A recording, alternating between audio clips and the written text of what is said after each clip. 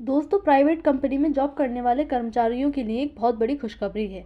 अब private company अपनी मर्जी से किसी भी एम्प्लॉय को जॉब से बाहर नहीं कर सकती है।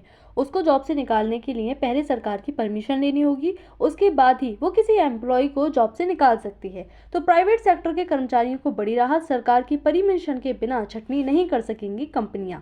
तो ये देखते हैं कि एक बार खबर क्या आ रही है पूरी तरह से। कर्मचारियों की छटनी से पहले कंपनी को सरकार से लेनी होगी अनुमति, श्रम कानून पर बोले मंत्री राजभर। तो कर्मचारियों की छटनी से पहले सरकार की अनुमति अब अनिवार्य हो चुकी है। यानी कि जो प्राइवेट कंपनियां हैं, वो जिस तरह से हम देखते थे कि प्राइवेट कंपनियां किसी को भी जॉब से बाहर निकाल सकती थी, जब ज़्यादा एम्प्लॉयज़ में हो जाते थे तो इसके बाद में वो छटनी करती थी और जो जॉब यानी कि जॉब करने वाले थे, जो कर्मचारी थे, उनको जॉब से निकाल दिया जाता था, जिसके बाद वो बेरोजगार हो जाते थे। लेकिन अब ऐसा नहीं कर सकती हैं। अब उनको जॉब से निकालने से पहले सरकार की अनुमति लेना अनिवार्य हो गया है। श्रम कानून पर मंत्री अनिल राजभर का बयान आया है, इस पर इन्होंने ये बात कही है। तो खबर क्या आ रही है, कंपनियों को कर्मचारियों की छटनी करने से पहले सरकार से अनुमति लेनी होगी। जिस तरह से अब तक कंपनियां अपनी मर्जी से किसी भी एम्प्लॉय को जॉब से बाहर कर देती थी, और ये रूल हमने अब ज़्यादातर हम देखने को मिल रहा है जब से ये ऑनलाइन शॉपिंग वाला सिस्टम आया है।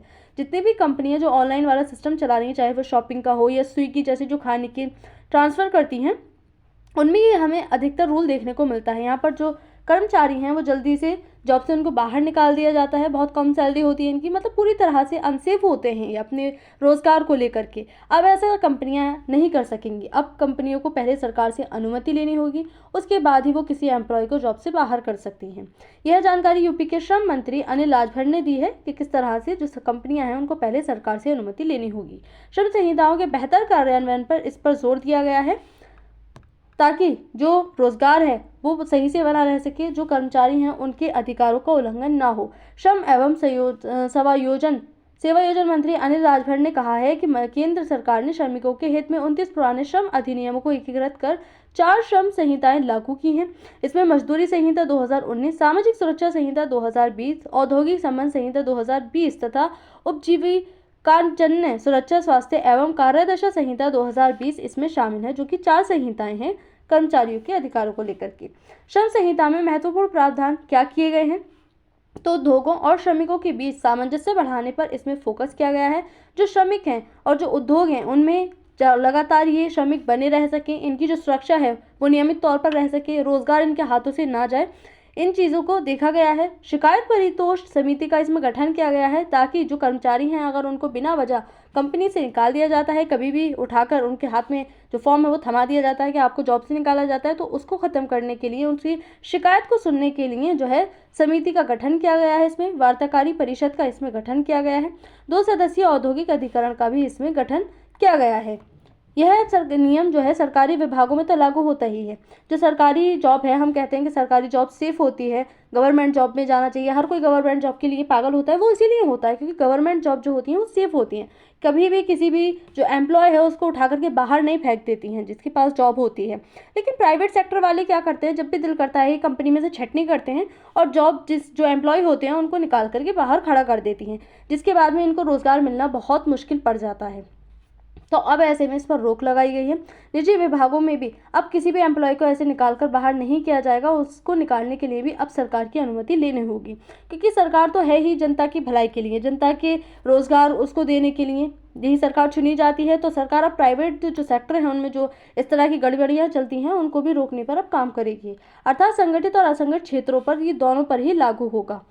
तो संगठित क्षेत्र होते कौन से हैं? संगठित क्षेत्र ऐसे क्षेत्र होते हैं जो सरकार के अंडर में आते हैं, यानी कि जो सरकारी क्षेत्र होते हैं उनको हम संगठित क्षेत्र कहते हैं। इसमें सरकार के द्वारा दिए जाने वाली छुट्टियां भी मिलती हैं, कुछ भी इमरजेंसी हो जाती है, एक्सीडेंट वगैरह हो जाता है, तो ऐसे में जो एम्प्लॉय होता है उनको छुट्टियां दी जाती है, पेंशन दी जाती है, जॉब के बाद में जो पेंशन होती है वो इनको मिलती है। तो इसमें पूरी तरह से सेव होती है जॉब, ना ही जल्दी से जॉब जाने का खतरा होता है। तो जो सरकारी विभाग के अंडर में आते हैं उनको हम संगठित क्षेत्र कहते हैं। इसमें जैसे कि सरकारी बैंक, प्रशासन, जो हमारा सुरक्षा विभाग होता है, चाहे वो आर्मी हो, थल सेना, जल सेना, वायुसेना, वो सब हमें देखने को मिलते हैं। गवर्नमेंट हॉस्पिटल, गवर्नमेंट टीचर्स वगैरह, उन सब की जॉब जो संगठित क्षेत्र है इसके अंतर्गत आती हैं। उसी तरह से असंगठित क्षेत्र होता है। असंगठित क्षेत्र वो क्षेत्र होते हैं जो प्राइवेट सेक्टर के अंडर में आते हैं, यानी कि गवर्नमेंट क्षेत्र से ही बाहर होते हैं, जो निजी कंपनियां होती हैं। ऐसे क्षेत्र जिसमें जो जॉब है ना तो उसका कभी पता है कि कब जो कंपनी है उनको बाहर निकाल के खड़ा कर दे, ना ही इनको कोई छुट्टी मिलती है, इनसे अधिक जो है टाइम पर जो है काम करवाया जाता है। सैलरी भी इसमें हमें कम देखने को मिलती है, और ना ही कोई भी जो पेंशन होती है वो देखने को मिलती है। तो इसके अंडर में निजी अस्पताल, जो प्राइवेट हॉस्पिटल होते हैं, प्राइवेट स्कूल होते हैं, जो ऑनलाइन शॉपिंग आज के टाइम में चल रही है, ऑनलाइन शॉपिंग वाली कंपनियों का सबसे बुरा हाल है, जो कि को कंपनियां हैं, जो ऑनलाइन वाली शॉपिंग वाली कंपनियां हैं, जिनसे ऑनलाइन शॉपिंग की जाती है, चाहे वो खाने की हो, चाहे वो कोई भी चीज़ पहनने की हो, ऐसी कंपनियों में अधिकतर छटनियां हम देख सकते हैं, जैसे कि स्विगी, मीशो वगैरह जितनी भी कंपनियां हैं वो अधिकतर छटनियां करती रहती हैं, जिसके बाद में जो एम्प्लॉय है उनके हाथ से जो रोज़गार है वो चला जाता है, वो पूरी तरह से बेरोज़गार हो जाते हैं।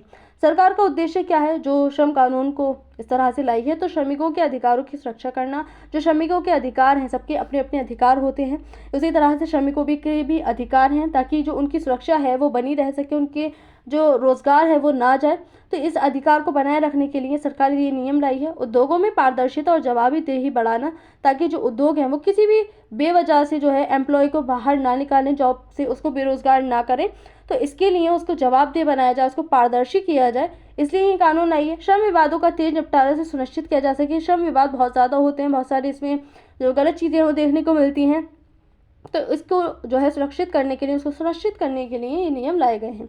भारत में चटनी से जुड़े कुछ कानून हैं, जैसे कि इंडस्ट्रियल डिस्प्यूट्स एक्ट है 1947 का, आईडी एक्ट। तो ये भारत में छटनी रिट्रेचमेंट का मुख्य कानून है। इसमें 100 से अधिक कर्मचारियों वाली कंपनियों को छटनी से पहले सरकार की अनुमति अनिवार्य है। यानी कि जितनी बड़ी कंपनियां होंगी वो इस तरह से, ऐसा नहीं है कि किसी को भी निकाल करके बाहर खड़ा कर दें। बिना अनुमति की छटनी अवैध अब मानी जाएगी। जो छटनी है यानी कि बिना सरकार की छटनी नहीं की जा सकती, क्योंकि प्राइवेट सेक्टर हम देखते हैं स्वतंत्र होते हैं अपने आप में, वो अपनी मर्जी से काम करते हैं, सरकार का इसमें आधिपत्य नहीं होता है। ये हमारी इकोनॉमी है इंडिया की, वो मिश्रित इकोनॉमी है। प्राइवेट सेक्टर और गवर्नमेंट सेक्टर दोनों ही यहाँ पर पैरेलल काम करते हैं, ताकि जो हमारा देश है, जो हमारा इंडिया है, वो ज़्यादा से ज़्यादा ग्रोथ रेट जो है कर सके, आगे जाके मतलब जो विकास है वो कर सके। इसलिए हमने मिश्रित अर्थव्यवस्था को अपनाया। तो इसमें प्राइवेट सेक्टर को पूरी तरह से स्वतंत्रता दी गई, ताकि वो भी जो है अपने आप को बढ़ाएं और हमारे देश को अपने साथ साथ बढ़ाएं। यहाँ पर जो आर्थिक स्थिति है इसकी और भी ज़्यादा अपनी अर्थव्यवस्था को मजबूत करें अपने हमारे देश की। लेकिन क्या होता है कि इसमें कई बार हमें गलत चीज़ें भी देखने को मिलती हैं, जैसे कि श्रम कानून में ही। तो रिटायरमेंट एक नियम है, जिसमें कर्मचारी से निकालने से पहले 1 महीने का नोटिस, यानी कि उनको क्यों निकाला जा रहा है उसकी वजह, उसको पहले से अवेयर किया जाए। या नोटिस के बदले वेतन, प्रति वर्ष सेवा के बदले 15 दिन का मुआवजा मनमानी तरीके से निकालना प्रतिबंधित कर दिया जाएगा। इंडस्ट्रियल रिलेशंस कोड 2020 में ये नया कानून बना था। नए कोड में छटनी, रिटायरमेंट और नियुक्ति के नियम इसमें शामिल हैं। कई राज्यों में लागू प्रक्रिया जो है जारी भी हो चुकी है। 300 प्लस कर्मचारी वाली कंपनी को सरकारी अनुमति आवश्यक है। शिकायत समिति, वार्ताकार परिषद, औद्योगिक ट्रिब्यूनल की व्यवस्था इसमें की गई है, जो कि 2020 में ये कानून आया था। तो कर्मचारी के अधिकार कौन कौन से होते हैं, जिसके अधिकार के तहत ही उनको जॉब से निकाला जा सकता है? तो बिना नोटिस नौकरी से नहीं निकाला जा सकता, यानी कि बिना उनको ये बताए कि आपको जो नौकरी है उससे क्यों निकाला जा रहा है, क्यों कंपनी से बाहर किया जा रहा है, बिना उनको नोटिस दिए कर्मचारी को जो है निकाला नहीं जा सकता। जांच आवश्यक है, क्यों निकाला जा रहा है, कोई गलती है तो उसकी पहले जांच करवाई जाए, मुआवजा दिया जाएगा।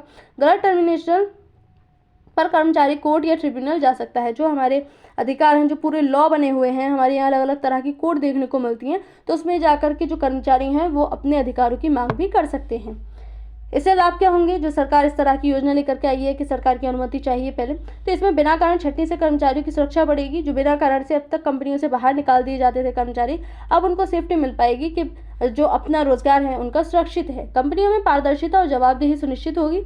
इसी डर की वजह से तो जो हमारे यहाँ के युवा हैं वो अधिकतर गवर्नमेंट जॉब की तरफ भागते हैं, प्राइवेट सेक्टर जाने में कतराते हैं, क्योंकि सभी जानते हैं कि जो गवर्नमेंट जॉब है वो सेफ होती है, ऐसे ही जॉब से बाहर नहीं कर दिया जाता, जबकि प्राइवेट का कोई भरोसा नहीं है, आज जॉब है कल हो ना हो। तो इसीलिए जो सरकार है इस पर भी ध्यान देना चाहती है, इस पर जो है मजबूत इसको करना चाहती है। तो कंपनियों में पारदर्शिता और जवाबदेही सुनिश्चित करने के लिए भी सरकार ने कदम उठाया। श्रमिक नियोक्ता एक दूसरे पर भरोसा कर सके, जो श्रमिक है वो नियोक्ता पर भरोसा करे कि इस तरह से जो नौकरी है उसको छोड़कर ना जाए, नहीं तो कंपनी को भारी नुकसान होगा। और जो नियोक्ता है वो भी श्रमिक को ऐसे ही जॉब से नहीं निकाल दे, ताकि जो श्रमिक है उसका भरोसा बना रह सके कि हाँ उसके पास सेफ रोजगार है। रोजगार सुरक्षा में समाधान इसमें देखने को मिलेगा, लेकिन इसके साथ साथ इसमें चुनौतियाँ भी सामने खड़ी हुई हैं। चुनौतियों से निपट कर ही इस जो योजना लेकर के आई है सरकार, इसको लागू किया जा सकता है। अनुमति प्रक्रिया लंबी और जटिल हो जाएगी, क्योंकि इसमें जो जांच पड़ताल है वो पूरी होने के बाद ही किसी को निकाला जाएगा, तो आर्थिक खर्च भी इसमें देखने को मिलेगा, टाइम भी ज़्यादा चाहिए, जिससे उद्योगों में देरी होगी, उद्योगों में थोड़ा सा पिछड़ापन भी देखने को मिल सकता है। छोटे उद्योगों पर अधिक प्रशासनिक बोझ भी पड़ सकता है। जो प्रशासनिक पूरी प्रक्रिया होती है, हम देखते हैं कि गवर्नमेंट जो पूरी प्रोसेस होती है वो ऐसे ही नहीं हो जाती है, बहुत लंबी चलती है। तो यहाँ पर छोटे जो उद्योग हैं उनको नुकसान हो सकता है, वो काम पर ध्यान देंगे ऐसी प्रशासनिक पूरी प्रक्रियाओं पर। सरकारी अधिकारी रिश्वत भी खाएंगे, इसमें पूरे अनुमान लगाए जाएंगे, जो बीच में रिश्वत खाने वाले लोग होंगे वो रिश्वत भी खाएंगे। और दूसरा, केवल कागज़ पर नियम लिख देने से नियम नहीं बन जाते, उनको ज़रूरी है कि सही प्रकार से लागू किया जाए। तो नियम जो बन जाते हैं हमारे यहाँ, हम देखते हैं कि अलग अलग सरकार जो है अलग अलग जो संगठन है उनके लिए नियम लाती रहती है, चाहे वो श्रम संगठन हो या कुछ किसी भी तरह का संगठन हो। तो इनकी ज़रूरी है कि सरकार को अच्छी तरह से लागू करवाए, चाहे एक नियम बनाए, अच्छा नियम बनाए और उसको सटीक तरह से सही तरह से लागू करवाए, तभी जा कर के हमें जो अपना समाज है उसमें पारदर्शिता देखने को मिल सकती है। इसमें भ्रष्टाचार को भी बढ़ावा मिलेगा। तो सरकार समय समय पर कर्मचारियों के लिए नई नई योजनाएं लाती है रहती है। इसमें हम देखते हैं कभी किसी के लिए सरकारी योजना ला रही है जो कि उसका कर्तव्य है, उसका काम है, उसकी ड्यूटी है, लेकिन हमें चाहिए कि सरकार जो है सही तरह से उन नियमों को लागू करवाए, ना केवल कागज़ के टुकड़े पर लिख करके छोड़ दे। इसमें हमें देखने को मिलेगा कि सरकारी कंपनियां भी कर्मचारियों को नौकरी से निकाल देती हैं कई बार, परंतु सरकार के इस कदम से कर्मचारियों को राहत भी ज़रूर मिलेगी। राहत, जो कर्मचारी हैं वो सेफ फील कर पाएंगे, उनके पास जो रोज़गार है वो निश्चित हो पाएगा। लेकिन इसमें बहुत सारी चुनौतियां भी हमें देखने को मिल रही हैं, कि चुनौतियां भी इसके सामने खड़ी हुई हैं कि सटीक प्रकार से जो नियम है उनको लागू किया जाए। भ्रष्टाचार की इसमें जो है बहुत ही कमताई देखने को मिले, क्योंकि भ्रष्टाचार के पूरे अनुमान इसमें लगाए जा रहे हैं। तो आज की इस वीडियो में इतना ही। थैंक